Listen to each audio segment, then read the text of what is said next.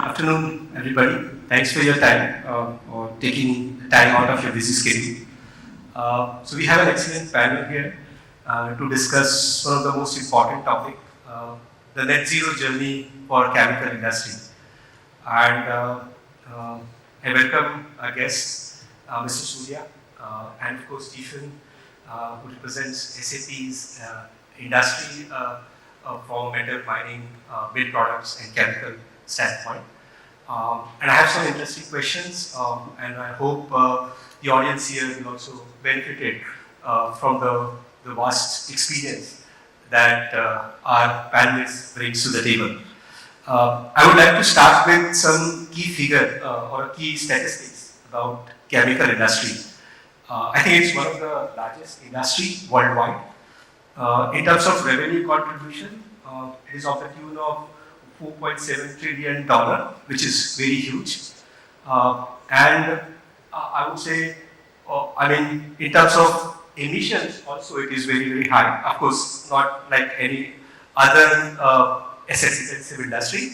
But one of the statistics that I read, almost 2% of the world's emission is contributed by chemical industry, which is of the tune of 900 million metric tons of CO2e emissions. When it comes to India, again, it's very, very important industry. And again, I was reading the statistics. It is contributing to 3% of India's GDP. Again, it's an energy-intensive industry. So if you look at the overall energy consumption of industrial setup, it is consuming almost 12 to 15% of the total energy, industrial energy. Similarly, on a water side, 20% of the overall industrial water consumption is attributed to chemical industry. Because of the very nature of chemical industry and the supply chain, it also has other emissions in the form of, let's say, hazardous waste, as well as other forms of emissions like fugitive emissions. So I think these are some of the statistics that I was reading, and I think that this can set a stage for our discussion. When it comes to sustainability, I think there is an increasing pressure that we see now on businesses to be more transparent with environmental, social, and the governance aspects of the business. And I think chemical industry is not, let's say, out of this overall dynamic which is unfolding. And I think that's more of a context setting. But I would like to start with a question to Mr. Surya. We see this changing landscape.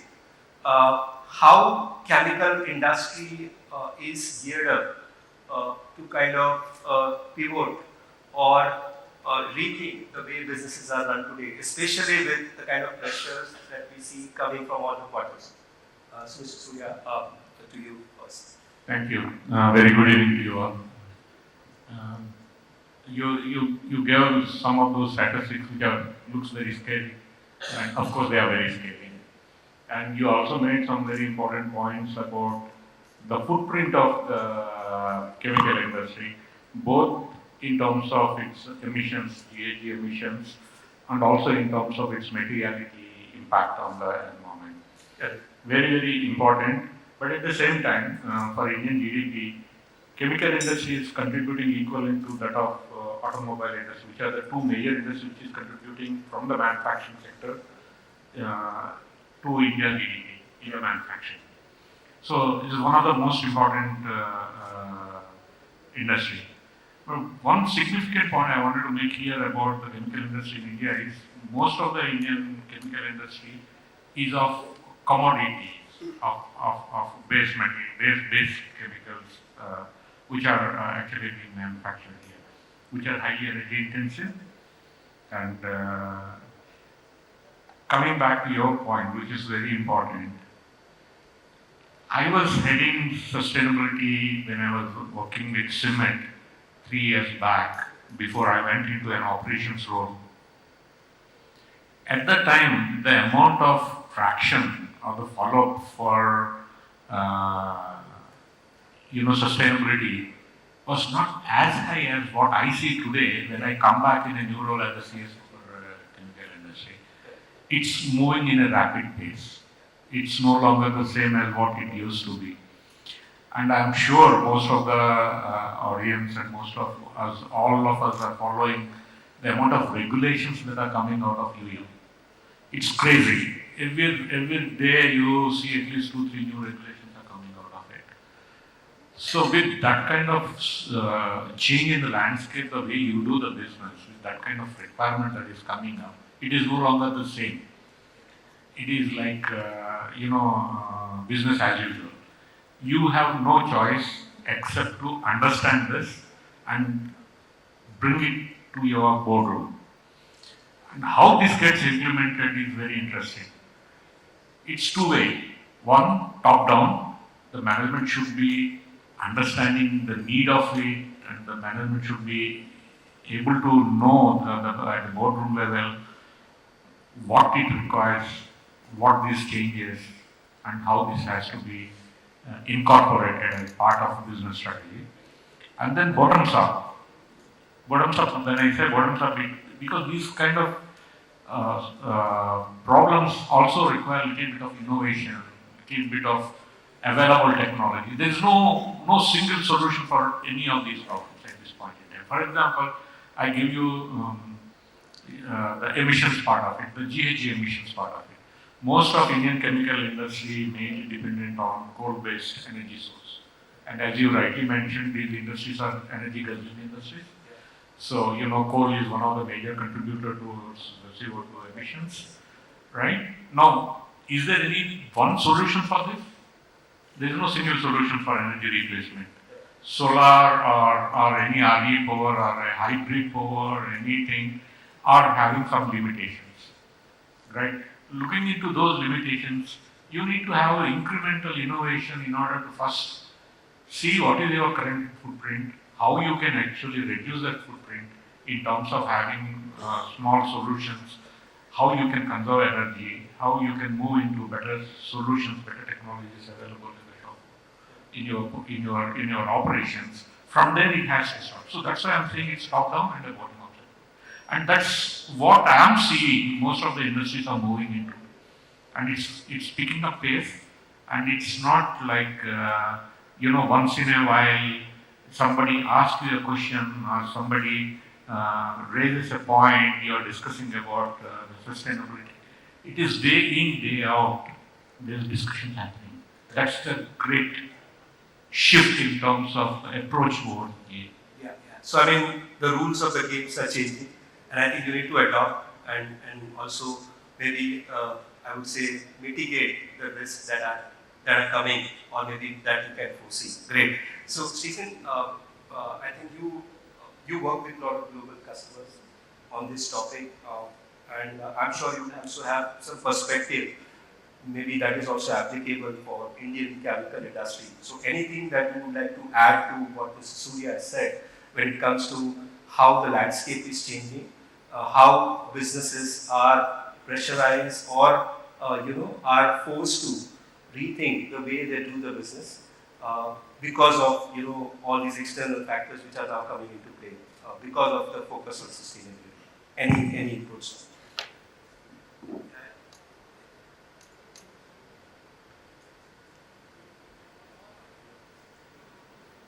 Yeah, thank you for the question. Now, I would say from what I take from conversations is that there are different angles. One is regulations. And we see that I'm based out of the EU, so a lot of regulations come there. Regulations that have an impact within the EU, but regulations that also have an impact outside of the EU, where we are talking about the CBAM regulation is one example that is affecting our industries and a number of others. We also see the impact through customer pressure in some areas where it's actually, it depends a bit on whether you are consumer facing or not with your products. There's a big pressure currently to say, are your products compliant? And end consumers are actually looking into that. What kind of, how dangerous this is and how has this been produced? So I would say it's a big differentiation about in which segment you operate and which of these hits you hardest. It is and we had that in a discussion yesterday. It's also an opportunity in some ways that you can actually say I can differentiate and I can actually look at that not as a pressure on myself, but actually as a possibility to differentiate my product. And we see interesting shifts. We had a side conversation. I'm working, for example, with the packaging industry. And in the packaging industry, you could use paper or you could use plastics. And it depends what is more sustainable. Actually, it's not easy. But there's a lot of proving about, so if you are doing that in a certain way, you're actually shifting into a more sustainable model. We see that interestingly also for some companies that used to be paper producers that now say, okay, we're actually using our pulp and use that as a base chemistry and actually push that in because it gives them a sustainable advantage that they can market and where they can actually make quite a lot of profit, more that they can actually do on the paper side. So we see an opportunity if you play it smartly, if you have an influence also, honestly said, on the regulation. There was a big discussion in Europe about what is green and not green. So it's a mix of both. I think it's an opportunity as well as a challenge. And for me, it's therefore also, how would I put that, where sustainability is part of the organization. Is it part of the CEO and strategy? Is it part of operational excellence? There are different elements where you can look at that. Great. Thank you, Stephen. I think you brought in a very important point that industry should not only look at it as an additional burden, but also see opportunities to innovate with business models, or maybe not only take care of sustainability aspects, which are, let's say, sometimes forced to, but then in the process bring down costs, increase the revenue stream, and so on. That's really great. So, Mr. Surya, again to you. I mean, we understand that every businesses, responsible businesses who are responsible corporate citizens, they have already started this journey. And I'm sure even you would also have kind of a roadmap, maybe if not ready, at least you have started thinking about it. An idea is to move to a low carbon economy, which is ultimately a win-win situation for business, planet, people, and society.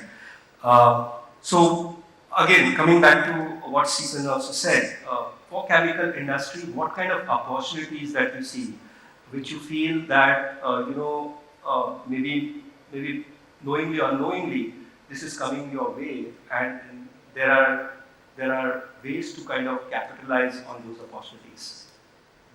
Wonderful. First of all, I just love what Stephen has told about, you can differentiate your products and services by having more sustainable packaged into it. As part of GrabStem, I also have one of the business which is pulp and fiber, which is man-made cellulose fiber, which comes out of wood. But the beauty in this whole thing is every single aspect of your sustainability is interlinked with other things. For example, you look at paper-based packaging versus plastic-based, and you do an LCA, life cycle analysis. Probably paper-based is the best solution than a plastic-based, because paper is biodegradable, plastic is not biodegradable, right? So again, there is an angle of biodegradability that comes into it. Yeah. Now, then second angle is paper so good? How about forestry? You are going to get so many trees, which are the carbon storages. That's the second angle into it. No, you then get into responsible forestation where you are not touching the endangered forest. Yeah. And then you are also preserving the biodiversity and ecology over there.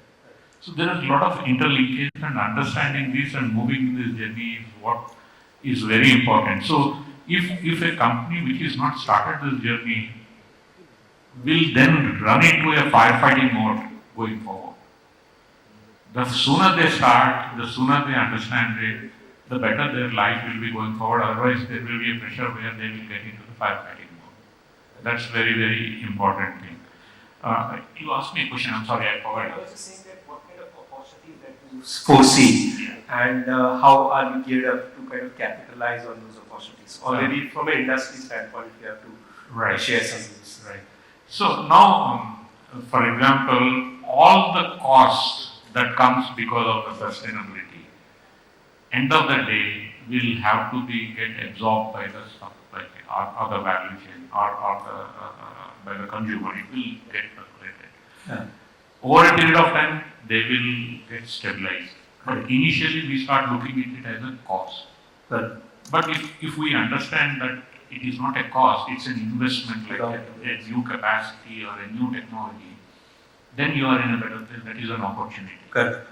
Why I am saying that is an opportunity? Suppose if I am taking the example of CBAM. For example, I am hearing about $45. It still has to come. And the main attribute of CBAM is an embedded carbon. Mm-hmm.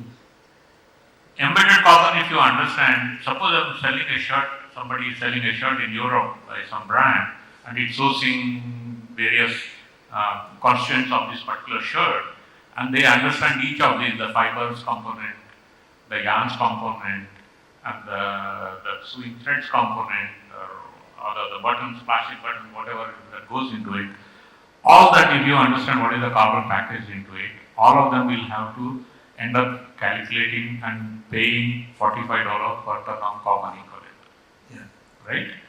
So now you take that money as an investment opportunity, invest in the technology, that's the opportunity. Correct. Correct. That is the kind of discussion that need to happen at the board level. Yeah. That's the kind of discussion that need to, go into the knowledge of the people who are making the decision. That's what is important. That's the opportunity I see. Correct. And if you can able to put that properly, even in your financial modeling, which very easy to build into, and then you can actually make the right decisions. Correct. Yeah.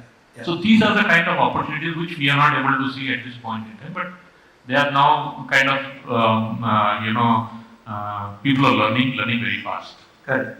No, I think that's great. I mean, what you are saying is that in the decision making, how do we also consider this impact that the businesses have, especially the environmental impact, and have, let's say, some kind of a metrics derived which can help not only be compliant with the requirement, but in the long-term basis become more profitable as well as sustainable. So that's great. I understand that these kinds of decisions requires a very high quality and high fidelity and reliable data.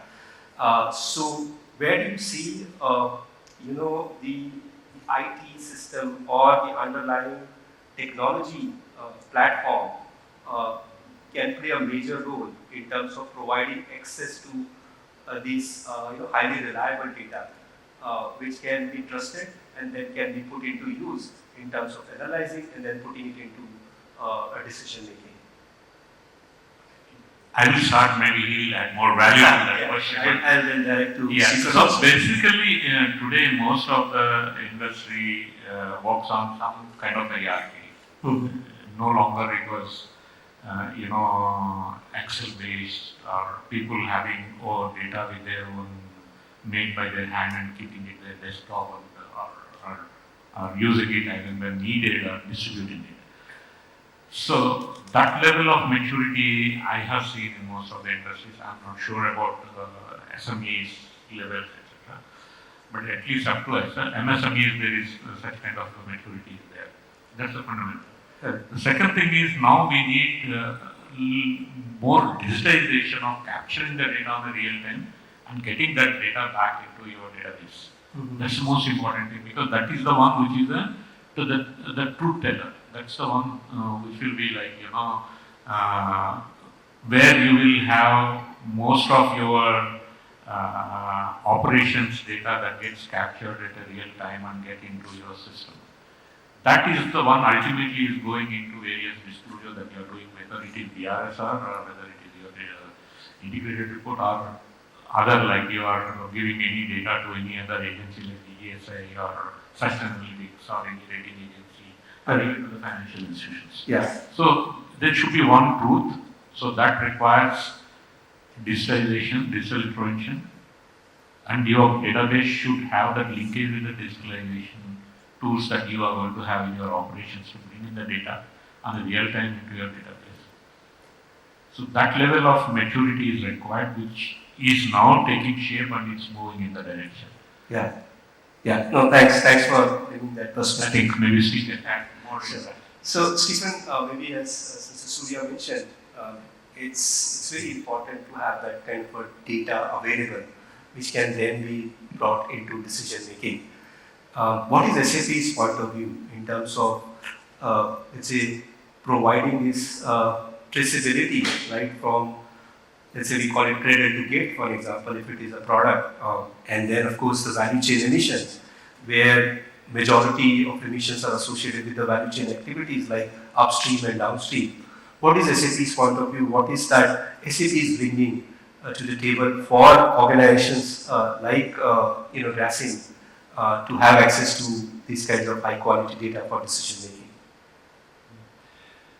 I would say, maybe this is a little provocative, it's not important what SAP's opinion is on that case. We had our tech conference last week where I was in the US for that, and I was sitting there with Bill Sisson, who is from the World Business Council for Sustainable Development, and we are working with them.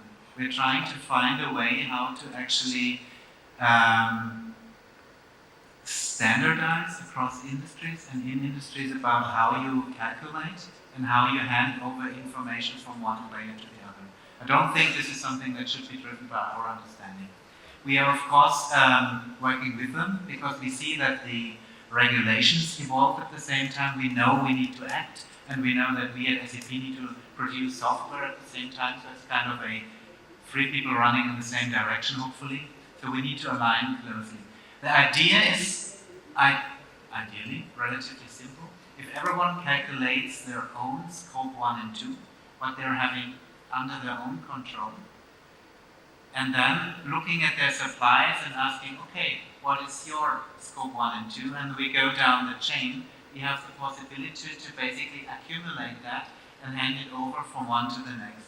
And this is also following in a bit in our strategy where we say we're providing tools to calculate our own corporate footprint, what is coming, what are we having in-house, where we say we're having our own industrial systems, our material streams, we know what is happening in our house, and we have clarity on that, and we have, product footprint management solutions for that, and we have the, just launched last week, what we call the Sustainability Data Exchange. Yeah. The idea to basically have a standardized way to exchange information that follows the principle of what the World Business Council does, so it's not proprietary to SAP. Yeah. It's something that is open, where you say not everyone has SAP, obviously, so that you have a way to talk from one company to the other to then create and accumulate the carbon that you have. And then there's the other element to that, and this would be for me a question that I would like to give back to you. I know it from steel. In steel there is calculation rules that are, for example, defined, we just announced a few days ago for responsible steel, which basically defines how you need to calculate what is green steel. Not invented by us, there is a steel organization that is basically driving that. I'd be curious if something like that exists in chemicals. I know we have that in aluminum as well. Is that something that you see in chemicals happening as well? If I may ask a question. Yeah. No, thanks. I think that was... Yeah, definitely.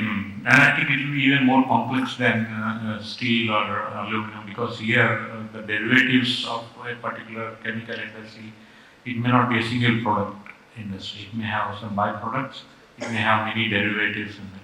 So allocations all will be done on the basis of the energy balance and mass balance, so it requires a lot of calculation. So it's not so simple to say that it all depends on what is the specific product line they have. This is on the product line, what is the energy intensity. So you will be having one source of energy, then you will be distributing it on the basis of the energy balance or on the basis of the mass balance, and then you are calculating and allocating each of the product line, what is the energy that it is consuming. So for sure it will be there and it will be much more complex. It depends industry to industry. I think for chemical industry there is Together for Sustainability, TFS, initiatives which is run by some of the biggest chemical companies, and I think they have set up certain standards when it comes to product carbon footprints, and also, as you said, a lot of complexities that you have in the manufacturing process, like allocation or maybe mass balance. So I think there is something there, but we need to see and understand. How it can be applied and possibly be enabled through some kind of a technology platform. But yeah, I think this was a great conversation. I really enjoyed, and I hope the audience have appreciated various insights that our panelists have shared. So with this, I would like to end this panel discussion. And again, thank you, Stephen and Mr. Surya, for taking time and sharing your experience with the audience here. Thank you very much. I think we have a question. Yeah. Thank you, sir, for the insights on the sustainability. While we do understand that logistics is probably one of the biggest contributors to sustainability across all the industries that we are talking about today, we wanted to understand that being an organization where you want to reduce the overall carbon footprint, the role of the more sustainable mode of transportations like railways, what has been your thought process or what has been the government's response to your request in those directions, because the capacities have been very limited in these directions. Wagons are limited and all this. See, first of all, I always in every platform wherever I'm sitting in talking about sustainability is not one organization or one person or one brain can work or implement. It's collective and collaborative. Point number one. And your point is very valid. Scope 3 right now is still in the evolving stages. It's not like to the level that Scope 1 and 2 being monitored. Having said that, when you are announcing your net zero targets or when you are going for SBTI, validation of your net zero, you are actually talking about your Scope 3 as well. So obviously you need to start looking for those solutions right from now. So the levers that you have as an industry will be like, what is the most optimal way to reduce the footprint? And that a mass transportation is the one which will say instead of transporting 20 tons by a truck, you want to transport 4,000 tons by a train, probably you will have less energy footprint than a 20 ton truck that is distributing from one point to another point to another godown. Infrastructure is not up to that level at this point in time. There are a lot of discussions happening. Industry is being called in those discussions at the government level, and the government is also started looking into it. However, is it going in line with in the anticipation of achieving whatever net zero target the country announced, or whatever we are discussing in terms of our commitment towards net zero? I think there is a gap in that. It's not happening to that level. However, solutions are being stitched in a smaller fashion, and I believe this will evolve into a larger picture, and it will give us, 40-50% of solutions, and then remaining 30-40% of the solutions can be done at a policy level very quickly. That's my knowledge and my understanding. Thank you. Any other questions if anybody has?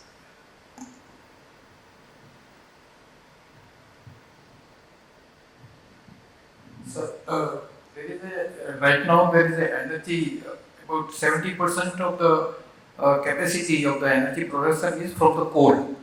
Now if you wanted to replace, it will not be replaced soon. Hydrogen may take place, but it will take time. Now I wanted to know from you whether the hydropower and the nuclear energy meantime can support the stop campus, like when the hydrogen will come up and support the replace the other things too. It's a very important question, and it's a question we are all scratching our heads every day. Is nuclear power? See, nuclear power has some kind of waste which is very difficult to handle. So first of all, they need to find some solutions. However, setting up nuclear power in a rapid pace to meet the demand is also very difficult. It's not so easy. And second thing is the resources for nuclear power is also not abundant, are not widely available. So nuclear power has some kind of limitations in terms of meeting it. Hydropower, we as a country has a lot of scarcity of water and already we are struggling with that. Unless until you have some kind of solution whereby you take an alternative source of energy and pump your water and create an artificial dam and then recycle it back and then convert that into energy. But all this will come with cost. So at this point in time, lot of discussions, lot of ideas are being generated, but all of them are going in the direction of first conceptualization only. It will be a while before we find solutions for all this. But once there is a solution, probably my understanding is the replication and implementation will be much faster. That's where I think I'm very positive about attaining the net zero. Whatever people are taking the targets of 2050, 40 or 70, whatever it is, they may be able to achieve that with these interventions. The other technological developments like carbon capture, storage and all, still in a very, very, very nascent stages, very expensive at this point in time. There are some, like I was talking the other day with Shell, they have some amine based and they require a lot of purity in the gases that are coming out. And the kind of carbon that we have, the kind of coal mines we have. Your coal mines are across the country have different qualities and different grades. You're getting that uniform quality of combustion will be difficult, which will affect your gas emissions, which will ultimately affect the technology that you are deriving for carbon capture. So these are still at a very nascent stage and a lot of work is going on in the direction. But having said that, when I'm actually putting up a carbon roadmap for my particular industry, we are looking at various other sources. We are not looking at one single solution, it's not possible at all. So we are looking at solution having biofuel boilers. We are looking at solution of hydropower, hybrid power, getting into, this is what, we had some conversation prior to coming here, and I was telling him that today, as we stand, there are a lot of difficulties in achieving all this what we are actually doing it. But most of the industry is taking these targets in anticipation and within that these all bottlenecks will be kind of cleared over a period of time. For example, if you are a chemical industry, you are located somewhere deep interior, somewhere in some remote place, where your grid is a state grid. The stability of state grids are so feeble that they are not very stable grids. And the chemical industry requires a quality stable power. Otherwise, if you are a batch process, your batch will be stuck in a reactor, which will result into some safety issues. It will result into huge amount of cost for the disposal, etc., etc., etc. So where is that? Today we don't have that. But good part is the central grid has come up, and central grid come up very good, and it's very stable, and it has a very high, 220 kVA lines, etc., etc. Those are come. They are very good, capable grids. Now people are thinking of moving into central grid or finding solutions so that they can have more, RE power, which will give them more PLF, etc. So, coming back to your core question of can we have an intermittent solution by having an alternative, I don't think that is possible in a rapid pace at which we are looking at. We need to start working in smaller incremental solutions for all the problems that we have towards carbon. Thank you. Thank you again. Thank you very much.